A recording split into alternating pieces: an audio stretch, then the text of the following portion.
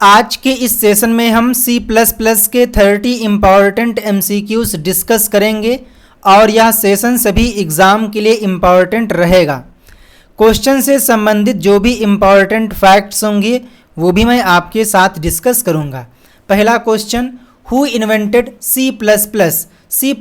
को किसके द्वारा इन्वेंट किया गया? तो ध्यान दीजिएगा, C++ एक हाई लेवल प्रोग्रामिंग लैंग्वेज है। नंबर 2, इसमें गार्बेज कलेक्शन का कॉन्सेप्ट नहीं है।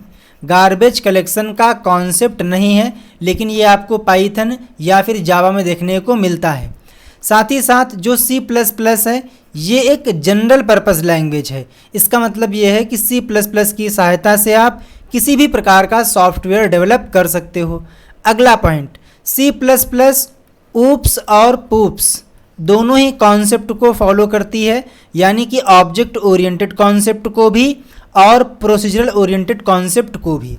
C++ को 1979 में बिजराने स्टॉर्ट्सरप, काफ़ी कठिन नाम है, डिफ़िकल्ट नाम है, तो इनके द्वारा इसको डेवलप किया गया था। कहाँ पर? AT&T में। ये तो आपने पढ़ा ही होगा। तो इसमें क्या आ जाएगा? Option D is the right answer. जबकि जो C लैंग्वेज है इसे डेनिस रिची के द्वारा डेवलप किया गया था 1972 में। अगला क्वेश्चन, व्हाट इज C++?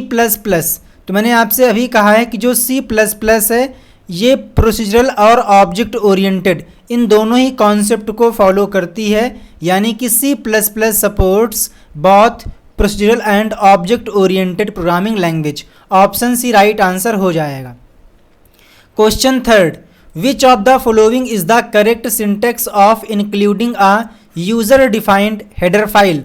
जैसा कि आपको पता है कि जब आप Cin या फिर Cout का यूज़ करते हैं तो सबसे पहले आपको iostream.h इस हेडर फाइल को इंक्लूड करना होता है, जो कि प्री डिफाइंड हेडर फाइल है। अगर किसी यूजर ने अपनी रिक्वायरमेंट के अनुसार कोई हेडर फाइल क्रिएट की है और उसे इंक्लूड करना चाहता है तो उसका प्रोसेस क्या होगा? तो उसके लिए आपको यूज़ करना होगा हैज इंक्लूड डुअल कोट के अंदर उस हेडर फाइल का नाम। जबकि जो प्री डिफाइंड हेडर फाइल होती हैं अगर उन्हें इंक्लूड करना है तो आप लिखते हो एंगल ब्रैकेट के अंदर यूज़र डिफाइंड .h। तो ये होता है प्री डिफाइंड हेडर फाइल के लिए और ये होता है यूज़र डिफाइंड हेडर फाइल के लिए। तो इसमें क्या आ जाएगा? Option B. आई होप कि आप लोगों ने इस वीडियो को लाइक कर दिया होगा, चैनल को सब्सक्राइब कर लिया होगा। अगला question, which of the following is used for comments in C++? में कमेंट्स के लिए हम क्या यूज़ करते हैं? तो चाहे वो आपका C लैंग्वेज हो, C++ हो, PHP हो, जावा स्क्रिप्ट हो या फिर CSS हो, इन सभी में हम सिंगल लाइन कमेंट के लिए // और मल्टी लाइन कमेंट के लिए /*/ इसका यूज़ करते हैं, यानी कि ऑप्शन डी राइट आंसर हो जाएगा। Fifth question, which of the following is the correct syntax to print the message in C++ language? अगर आप C++ में कोई मैसेज को प्रिंट करना चाहते हो लाइक हेलो वर्ल्ड, तो उसके लिए सिंटेक्स क्या है? तो इसके लिए हम क्या करते हैं? Cout इस ऑब्जेक्ट का यूज़ करते हैं, देन इंसर्शन ऑपरेटर, और जो भी मैसेज प्रिंट करना है वो हम डुअल कोट के अंदर लिख देते हैं। अगर आप यहाँ पर देखें ऑप्शन ए में, तो यहाँ पर Cout ऑब्जेक्ट यूज़ किया गया है, इंसर्शन ऑपरेटर, और जो मैसेज प्रिंट करना है उसे डुअल कोट में लिख दिया गया है और यहाँ से टर्मिनेट कर दिया गया है। ध्यान दीजिएगा, C++ में जो भी स्टेटमेंट होते हैं उसे हमें टर्मिनेट करने की नीड होती है। ये नहीं होगा, क्यों? क्योंकि यहाँ पर C कैपिटल लेटर में है। तो क्या आ जाएगा? Option A is the right answer. Question 6, which of the following user defined header file extension used in C++? तो जो भी हेडर फाइल्स होती हैं उनका फाइल एक्सटेंशन .h होता है, यानी कि ऑप्शन सी हो जाएगा। जबकि C++ की जो सोर्स कोड फाइल होती है उसे हम .cpp इस फाइल एक्सटेंशन के साथ में सेव करते हैं। वहीं जो C लैंग्वेज की फ़ाइल होती हैं उसे हम .c से सेव करते हैं। PHP फाइल .php, जावा की .java के नाम से। तो इसमें क्या आ जाएगा? Option C H। Execution of C++ program starts from C++, Java. ये तीनों लैंग्वेज ऐसी हैं जब इसमें आप कोई प्रोग्राम लिखते हो तो सबसे पहले जो कंपाइलर होता है या ऑपरेटिंग सिस्टम होता है वो मेन फंक्शन को ढूंढता है, यानी कि जो प्रोग्राम का एग्जीक्यूशन है वो मेन फंक्शन से शुरू होता है। आपसे पूछता है कि जो मेन फंक्शन है इसको कौन कॉल करता है, तो आंसर आएगा सर ऑपरेटिंग सिस्टम कॉल करता है। ऑप्शन सी राइट आंसर हो जाएगा। Question next, the C++ language is a object oriented language. तो मैंने अभी आपसे कहा था कि जो C++ है ये प्योरली ऑब्जेक्ट ओरिएंटेड नहीं है, क्योंकि यहाँ पर पॉप्स के कॉन्सेप्ट को भी फॉलो करती है। तो आप ये कह सकते हैं ये पार्शियल रूप से ऑब्जेक्ट ओरिएंटेड है, या बोल सकते हो सेमी ऑब्जेक्ट ओरिएंटेड है, ना कि प्योरली ऑब्जेक्ट ओरिएंटेड है। ऑप्शन सी राइट आंसर हो जाएगा। जबकि जो जावा लैंग्वेज है ये प्योर ऑब्जेक्ट ओरिएंटेड लैंग्वेज है। ठीक है, नेक्स्ट इसको यहाँ से रिमूव कर दीजिए। हाँ, next 9th, which of the following is a correct identifier in C++। C++ की रिस्पेक्ट में कौन सा बिल्कुल सही आइडेंटिफायर है। तो आपको पता है कि आइडेंटिफायर कभी भी नंबर से शुरू नहीं होते हैं, जबकि इन दोनों में नंबर से शुरू हो रहे हैं। नंबर सेकंड पॉइंट कि इसमें आप अंडरस्कोर के अलावा किसी अन्य सिंबल का यूज़ नहीं कर सकते हैं, जबकि यहाँ पर डॉलर का यूज़ किया गया है। तो इसमें क्या आ जाएगा? Option A where _1 2 3 4। Question number 10, which of the following is not a type of constructor in C++। C++ में इनमें से कौन एक कंस्ट्रक्टर का टाइप नहीं है। तो जो C++ है इसमें 3 प्रकार के कंस्ट्रक्टर अवेलेबल हैं। एक तो होता है डिफ़ॉल्ट कंस्ट्रक्टर, पैरामीटराइज्ड कंस्ट्रक्टर और कॉपी कंस्ट्रक्टर। हालांकि ये दोनों काफ़ी यूज़ होते हैं, कॉपी का काफ़ी कम यूज़ होता है। तो जो फ्रेंड कंस्ट्रक्टर है ये किसी भी प्रकार का कंस्ट्रक्टर नहीं होता है, हाँ फ्रेंड फंक्शन होता है। तो इसमें आ जाएगा option D friend constructor. Question 11th, which one of the following represent the tab. तो आपने पढ़े होंगे स्किप सीक्वेंस करेक्टर। लाइक अगर आपको न्यू लाइन में कंटेंट को प्रिंट कराना है तो आप यूज़ करते थे \n का। वहीं अगर आपको एक टैब के जितना स्पेस देना है तो आप यूज़ करते हो \t का। और यहाँ पर टैब के बारे में पूछा गया था तो आप टिक करेंगे option B is the right answer. Question 12, which of the following approach is used by C++। C++ के द्वारा कौन सी अप्रोच को फॉलो किया जाता है। जैसा कि आपने पढ़ा है कि जो C++ है ये ऊप्स के कॉन्सेप्ट को फॉलो करती है। अगर कोई लैंग्वेज ऊप्स के कॉन्सेप्ट को फॉलो करती है तो जो यहाँ पर अप्रोच होती है वो बॉटम टू अप होती है। कैसी होती है सर?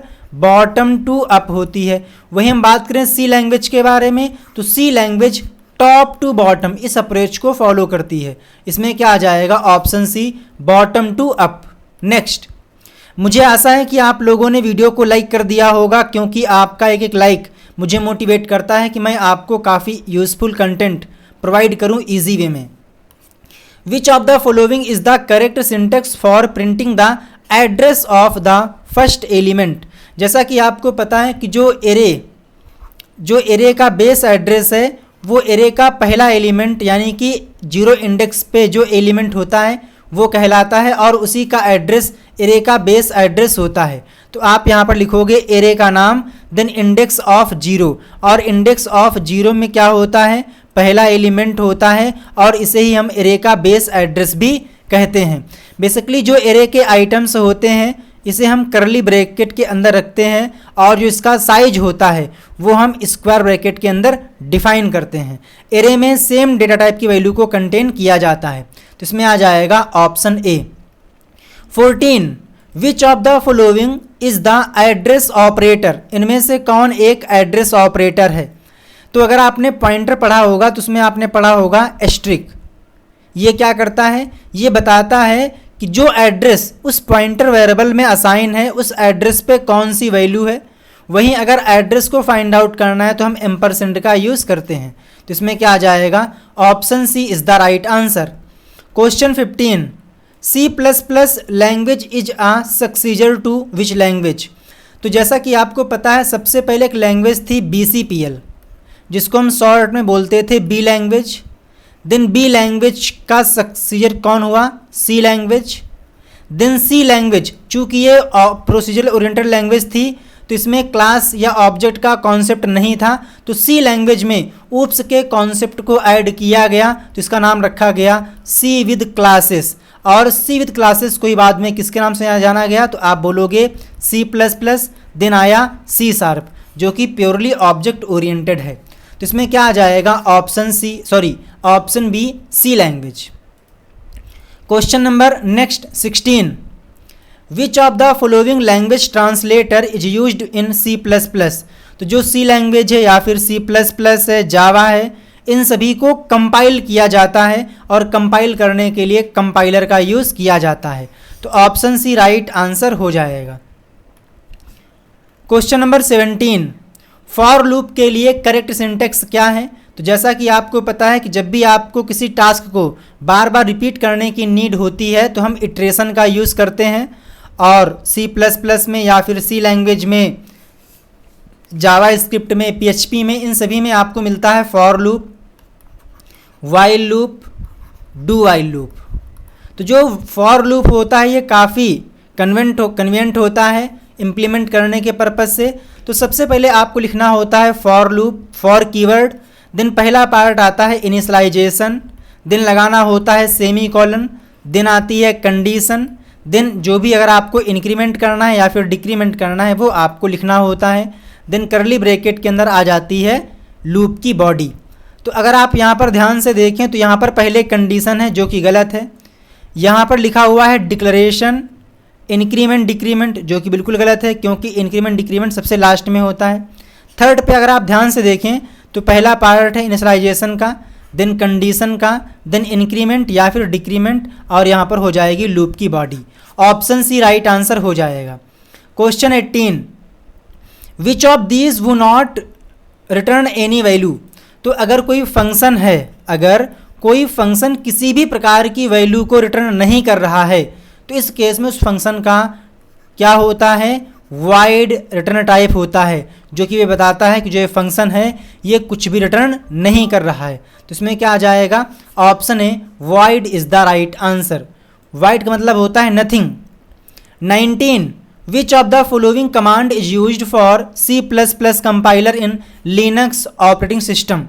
अगर आप कमांड प्रॉम्प्ट के थ्रू अपने सी प्लस प्लस प्रोग्राम को एग्जीक्यूट करना चाहते हो, रन करना चाहते हो, तो कौन सी कमांड है। तो आंसर आएगा जी प्लस प्लस। ये किसके लिए है, ये होता है सी प्लस प्लस का कंपाइलर, जबकि जो GCC है ये होता है सी लैंग्वेज का कंपाइलर। तो अगर आप कमांड प्रॉम्प्ट के थ्रू अपने प्रोग्राम को एग्जीक्यूट करना चाहते हो तो आपको जी प्लस प्लस इस कमांड का यूज़ करना होगा। Question number 20, the C in and C out are. तो आपने पढ़े होंगे और सी इन है ना, सी इन, इसके अलावा सी आउट, सी एरर, तो ये सभी क्या हैं, ये सभी ऑब्जेक्ट हैं जो कि iostream.h इस हेडर फाइल में मिलते हैं। और इसके पहले आपको पता ही हम लोग यहाँ पर std का यूज़ करते हैं अगर हमने नेम स्पेस यूज नहीं किया है तो इसमें क्या आ जाएगा, option D object is the right answer. मैंने आप लोगों को आपके अपने चैनल पर C language, C plus plus, Python, Java, PHP, JavaScript, CSS, HTML, w3.css और इसके अलावा Ajax, data structure using object oriented language, computer organisation, computer fundamental, MS office, Libre office, इन सभी की प्लेलिस्ट प्रोवाइड कर रखी हैं, तो आप वहां पर जाकर इन वीडियोस को चेकआउट कर सकते हो।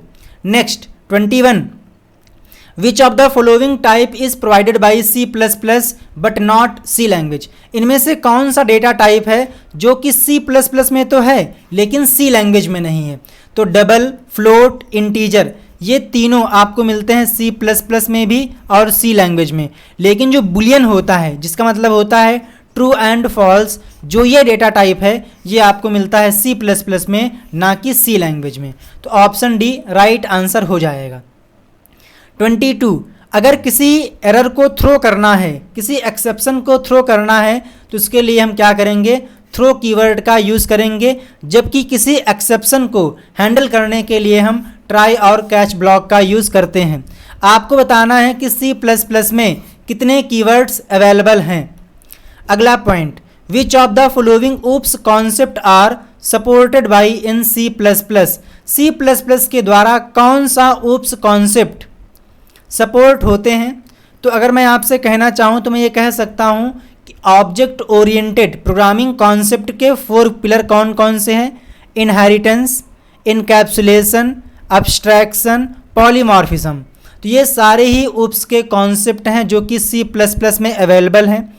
अगर मैं कहना चाहूँ तो मैं ये कह सकता हूँ कि जो इनहेरिटेंस है इसका मतलब ये होता है कि आपको ये रीयूजेबिलिटी प्रोवाइड करता है। इनकैप्सुलेशन और अब्स्ट्रैक्शन इसका मतलब ये होता है कि आप डेटा को हाइड कर सकते हो, यानी कि डेटा हाइडिंग का कॉन्सेप्ट। जबकि पॉलीमॉर्फिज्म का मतलब ये है कि जो भी आपके पास ऑब्जेक्ट हैं उनको आप अदर फॉर्म में यूज़ कर सकते हो। तो ये चारों ही ऊप्स कॉन्सेप्ट के पिलर हैं, यानी कि इसमें आ जाएगा option D, all 1 2 3 4। Which of the following is an insertion operator. तो आपने पढ़ा ही होगा कि जो ये आपका डबल लेस देन होता है इसको हम बोलते हैं इंसर्शन ऑपरेटर, जबकि ये होता है एक्सट्रैक्शन ऑपरेटर। इसकी सहायता से हम क्या करते हैं? आउटपुट को प्रोवाइड करते हैं, जबकि इसकी सहायता से हम क्या करते हैं? इनपुट को लेते हैं। एक मिनट, मिस्टेक यहाँ पे हो गई है मेरे से। यहाँ पर पूछा गया है इंसर्शन के लिए, तो इसकी सहायता से हम क्या करते हैं? इंसर्ट करते हैं, और इसकी सहायता से क्या करते हैं? एक्सट्रैक्ट करते हैं। तो इसमें क्या आ जाएगा? Option A is the right answer. Question 25, which of the following header file is used to define C in C out. तो वो फाइल होती है iostream.h, यानी कि input output stream dot header file. Next, which of the following is not the basic type in C++ में कौन एक basic type नहीं है? जैसा कि आपको पता है कोई भी लैंग्वेज हो उसमें डेटा टाइप का कॉन्सेप्ट होता है, और वो 2 प्रकार का होता है। एक तो होता है कोर डेटा टाइप जिसको हम बोलते हैं प्रिमिटिव डेटा टाइप, और एक होता है डिराइव्ड। तो इंटीजर, फ्लोट, कैर, ये तीनों के तीनों बेसिक डेटा टाइप यानी कि कोर डेटा टाइप हैं, जबकि एरे या फिर आपका स्ट्रक्चर हो गया, इनम हो गया, ये सभी क्या हैं? ये सभी डिराइव्ड डेटा टाइप हैं। तो इसमें आ जाएगा option C. Question 27, which of the following correctly declares an array in C++ में एरे को कैसे डिक्लेयर किया जाता है? तो सबसे पहले आपको लिखना होता है क्या कि जो एरे आप क्रिएट करने वाले हो वो किस प्रकार की वैल्यू को होल्ड करेगा। फॉर एग्जांपल मुझे कोई एरे क्रिएट करना है और वो इंटीजर टाइप की वैल्यू को कंटेन करेगा, तो मैं यहाँ पर लिखूंगा इंट कीवर्ड, देन एरे का नाम। फॉर एग्जांपल हमने एरे का नाम रखा ARR। देन इस एरे में कितने एलिमेंट होने चाहिए, उसका साइज क्या होगा, वो आप स्क्वायर ब्रैकेट के अंदर डिफाइन करते हो। मैंने कहा 5, तो ये कहलाएगा एरे का डिक्लेरेशन। अगर आप चाहें तो आप डिक्लेयर करते ही टाइम वैल्यू को इनिशियलाइज भी कर सकते हो, और इसके लिए हम क्या करेंगे? करली ब्रेसेस का यूज करेंगे। तो हमने यहाँ पर लिख दिया 15, 20, 21, 5, 6। क्यों यहाँ पर? क्योंकि यहाँ पर साइज 5 है, तो मुझे यहाँ पर 5 एलिमेंट्स रखने होंगे। तो इसमें आ जाएगा ऑप्शन डी, सबसे पहले डेटा टाइप, उसके बाद में एरे का नाम और उसका size. Option D right answer हो जाएगा। क्वेश्चन 28, जो ये आपके सामने परसेंटेज का साइन है इसको हम कौन सा ऑपरेटर कहते हैं? जैसा कि आपको पता है ये होता है डिवीज़न। परसेंटेज के लिए तो हम यूज करते हैं परसेंटेज, बट यहाँ पे सपोर्ट नहीं करता है। जबकि जो ये आपको दिखाई दे रहा है इसको हम बोलते हैं मॉडुलस ऑपरेटर, जिसकी सहायता से रिमाइंडर फाइंड आउट कर सकते हो, यानी कि शेषफल फाइंड आउट कर सकते हो। Question 29, which of the following operator is known as scope resolution operator. तो जब भी आप लोग कोई मेथड क्रिएट करते हो और उस मेथड को आपने क्लास के अंदर डिक्लेयर कर दिया है बट उसे आप क्लास के बाहर डिफाइन करते हो, तो इस केस में आपको स्कोप रेजोल्यूशन ऑपरेटर को यूज़ किया जाता है। तो इसमें क्या आ जाएगा? ऑप्शन ए। और इसको हम ओवरलोड नहीं कर सकते हैं, इस बात को भी आप याद रखिएगा, जबकि ये आपको पता ही टर्नरी ऑपरेटर है। क्वेश्चन नेक्स्ट, जो कि इस सेशन का लास्ट क्वेश्चन है, विच of the following function can be called without any argument. इनमें से कौन सा एक ऐसा फंक्शन है जिसको आप विदाउट एनी आर्गुमेंट कॉल कर सकते हो।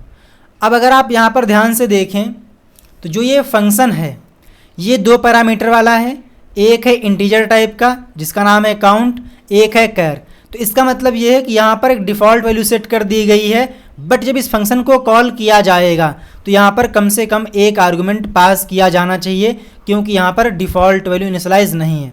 जबकि सेकंड में जो फंक्शन है ये एक पैरामीटर वाला है और यहाँ पर वैल्यू को डिफाइन भी कर दिया गया है, यानी कि डिफ़ॉल्ट वैल्यू असाइन कर दी गई है।